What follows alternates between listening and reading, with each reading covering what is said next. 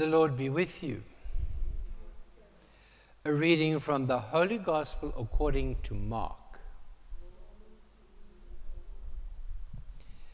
At that time, the Pharisees came and began to argue with Jesus, seeking from him a sign from heaven to test him. And he sighed deeply in his spirit and said, "Why does this generation seek a sign? Truly I say to you, no sign shall be given to this generation." And he left them, and getting into the boat again, he departed to the other side. The Gospel of the Lord.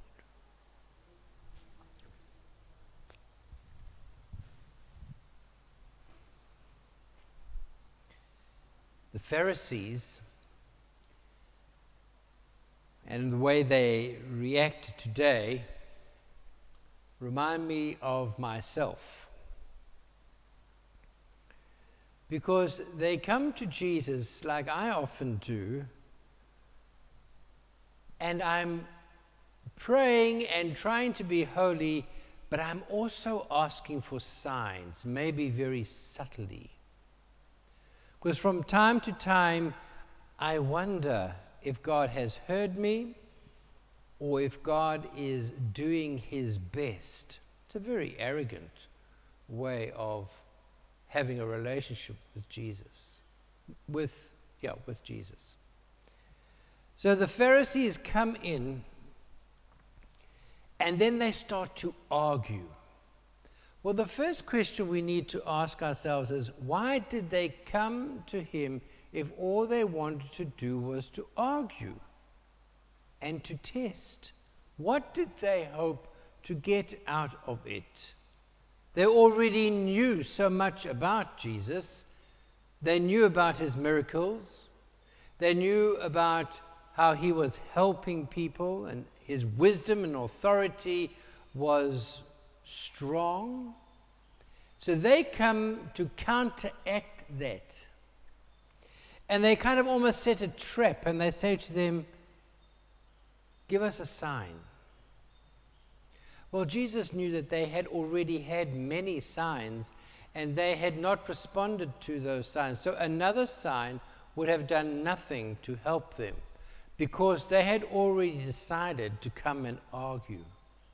A person that comes to argue is a person who does not want to change their mind. They only want to come and validate what they believe. They are not open to really listen. Very good lesson for us. If anybody comes to argue with us, we need to know that they have come with an agenda. And we don't generally know that agenda. And until we do, we cannot have a proper discussion with them. When we want to argue with somebody, it is the same thing. We have a hidden agenda. It's better for us to look and see what our agenda is before we go and argue with someone, because they may have the truth that we need to hear. So Jesus sighs deeply in his spirit. In other translations, it says that he let out a sigh from his heart. I rather like that translation because it shows his humanity. Not that he didn't have a spirit and we don't have a spirit, but somehow that sigh from the heart is something that I can resonate with. Oh Lord, what am I going to do now? Especially in these days when it is so hot, and all we seem to talk about is the humidity. It seems to change our minds, puts us into an attitude of, well, we've just got to plod through this now. And we forget, like the Pharisees, to see the signs. The reason why we're hot is because of the humidity. And the humidity is water in the air. And water in the air makes our vegetation here on the coast so lush and beautiful. Go to other parts of the country and it's flat and dry, but not us. We see signs, but we don't accept them as blessings. And so Jesus breathes a sigh from his heart saying, well, if they can't see what they can see, how are they going to see what I have for them, which is difficult to see? And Jesus simply leaves them. He doesn't say more than what he says, and he leaves them. He doesn't sit hour after hour after hour arguing. And I've found that this is a very healthy practice. If somebody wants to argue with me, or if I want to argue with somebody, reflect beforehand, and if it's going nowhere, end the interaction and move away. And he goes off to the other side. Other side conjures up the side where there is no argument, where there is peace.